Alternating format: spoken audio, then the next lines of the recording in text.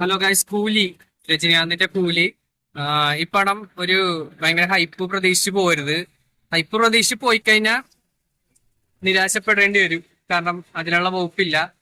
ഒരു രജനീകാന്തിന്റെ ഒരു അത്യാവശ്യം ആ, ഒരു 2.5 മണിക്കൂർ നമുക്ക് അടിപൊളിയായിട്ട് സ്പെൻഡ് ചെയ്യാൻ പറ്റുന്ന ഒരു സിനിമയാണ്. പിന്നെ ഇത് ജയിലറിന്റെ അതേപടി തന്നെ കോപ്പി അടിച്ച് വെച്ച പോലത്തെ ഒരു ഫീൽ എനിക്ക് തോന്നി. പിന്നെ ജയിലറും മറ്റേ കൗരവർ അതൊക്കെ അതേപടി തന്നെ കോപ്പി അടിച്ച് അതിന്റെ ഒരു സംഭവമൊക്കെ അതേപടി തന്നെ കോപ്പി അടിച്ച് വെച്ചായിട്ട് തോന്നി. പിന്നെ എന്താണ് ഇതിനകത്ത് എനിക്ക് തോന്നുന്നത് നെൽസൺ ആയിരുന്നു ഹാൻഡിൽ ചെയ്തെങ്കിൽ കുറച്ചും കൂടി ഡാർക്ക് ഹ്യൂമർ ഒക്കെ കയറ്റി പക്കയൊക്കെ എടുത്താന്. പിന്നെ ഇതിന് എന്തിനാണ് മറ്റേ സർട്ടിഫിക്കറ്റ് കൊടുത്തതെന്ന് എനിക്കറിയില്ല കേട്ടാ. ഞാനൊരിടത്ത് വലിയ ചോര സംഭവം ഒന്നും കണ്ടൊന്നുമില്ല. അതൊക്കെ മൊത്തം കട്ട് ചെയ്ത് കളഞ്ഞ് കാണിച്ചിട്ടാണ് സർട്ടിഫിക്കറ്റ് കൊടുത്തേക്കണത്. ഇത് വെറുതെ ഒരു അലമ്പ് പ്രൊമോഷന് വേണ്ടി ചെയ്തതെന്ന് തോന്നി.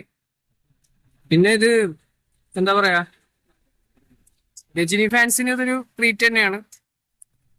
ഇത് ഭയങ്കര അടിപൊളിയൊന്നും പറയാനില്ല, മോശമൊന്നും പറയാനില്ല. അങ്ങനത്തെ ഒരു ടൈപ്പ് പടമായിട്ടാ തോന്നിയ. ഒരു പ്രാവശ്യം കാണാൻ പറ്റുന്ന ഒരു നല്ല തകർപ്പൻ പടം. അത്രേ ഉള്ളൂ. Okay, by.